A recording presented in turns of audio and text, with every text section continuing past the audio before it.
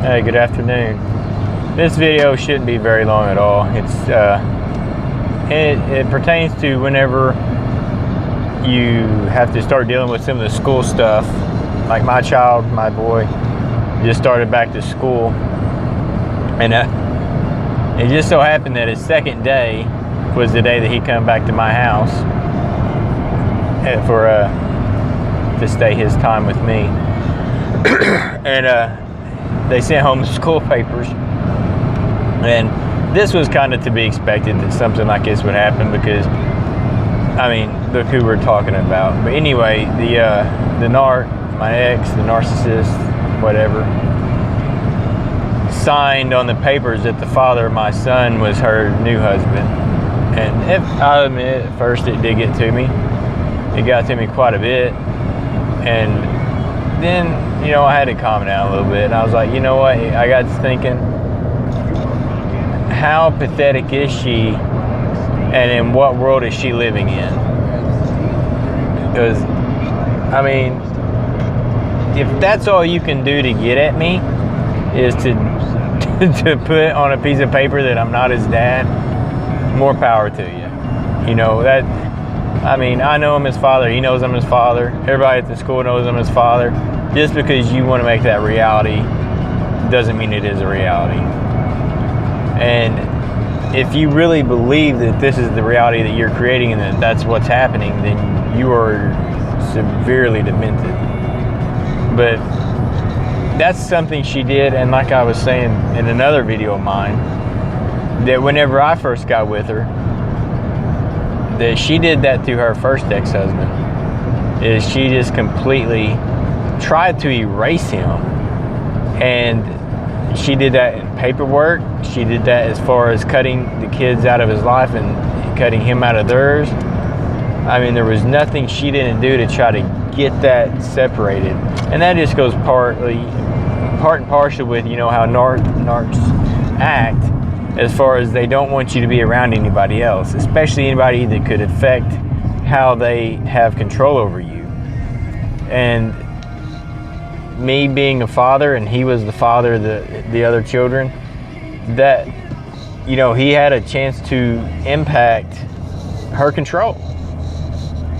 Because right now with me and my ex, she has less power over me than she did with her first husband. With her first husband, she pretty much was able to shut him out, and for a long time.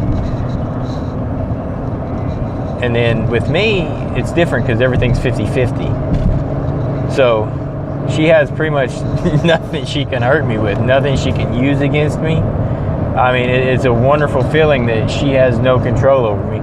And even when I got upset yesterday, that wasn't her doing it. That was just her pathetic attempt that worked for a split second, maybe 20 minutes, and then I realized, what was going on.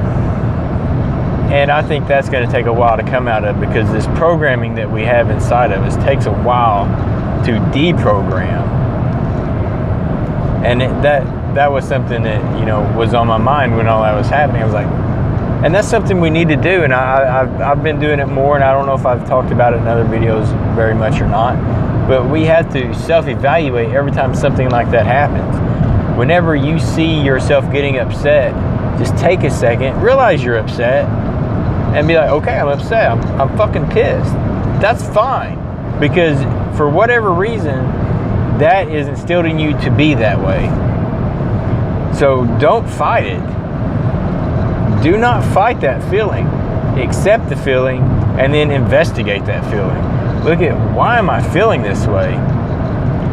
And if you have to compare it to other people and how they would react and how you perceive that they would react, what you define as normal. Because often or not, I know I have, you still have this default setting in your head of what you anticipate to be a normal interaction in that situation.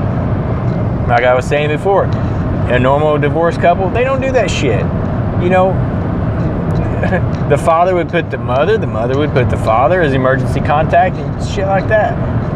That's normal people. These people are not normal. But we still have that setting inside of us that you may have to say, what would Jane Doe do, or what would John Doe do, in that situation. That will be your default setting. That's how you can figure out what your default is. And especially if whatever you assign that person, or whoever you assign that person is, it's probably going to be someone you know. And that's going to be someone that you see a part of yourself in, or you see someone that you would like to have that part in you, which more than likely it's there anyway. It's something that you like about yourself or you agree with, and go with that. And every time that comes up, redo it. You're deprogramming what took them, in some cases, years to program into you. And dude, it's helped me to do that. I'm not a psychiatrist. By no means am anything other than a Southeast Missouri boy who went through hell with a crazy woman. And that's where all my experiences come in at. But that's been working for me, having to stop and just catch myself and allow myself to feel that. And I know there's going to be a bunch more that she's going to try to do. And the only way I can really beat her is to not play her game. And that's what we got to do. And these people are stupid. They are utterly stupid. The only thing they're good at is hurting people. So what does that say about them? They're going to spend the rest of their life being that way. And we don't have to be. We can rise above it, but as long as we stay in that mentality and allow these feelings to stay as that default setting, as our go-to emotional standard, then we're going to be right there with them. And that they won. They absolutely 100% win. But if, they may win a few little things, you may get pissed off and you may be like, what the hell, man? But don't let it be your deciding factor, and that's how it's going to be, because it won't be. It's whenever you decide to change it and investigate. Like I said, investigate that feeling. Ask yourself questions. That's the only way you're going to get to the root of it. And you may figure out, and this is what I've done on certain things. Be like, I felt this way whenever she would treat me like this. Okay, what was I doing at that time? I wasn't doing a damn thing. I was living. I was breathing, and she didn't like that. And so I don't need to feel this way. This is something that she wanted me to feel. Okay, I'm going to work on this. And some of them, I honestly believe I have a right to be upset about. And that's what I choose to keep as my default. But anyway, I kind of got off on a little tangent. Hope some of this makes sense to somebody. I don't know. I appreciate all the people that subscribe and the new subscribers. You people are freaking awesome. And it makes me feel good that, I'm being heard and I'm possibly helping people. Or sowing a seed that is going to help somebody else. I don't know. But it helps me to talk. It helps me to get this out of my head. And when I say it like this, it kind of locks what I've been doing in, it makes it real for me, if that makes sense. But I really do love you guys, and I wish you the best. And I love doing this. And I love growing together with everybody. Like they say, love is the cure, man. And this is something that those people aren't. They're nothing at all close to love. They're just a disease, man. They're cancer on society. They're cancer on people. And we're the chemo for it, dude. We're the chemo. We know what the problem is, and we're the ones that's going to have to fix it. We all have to be proactive in this. We can't just be idle anymore. Whatever you have to do it. My channel is small, but I love it.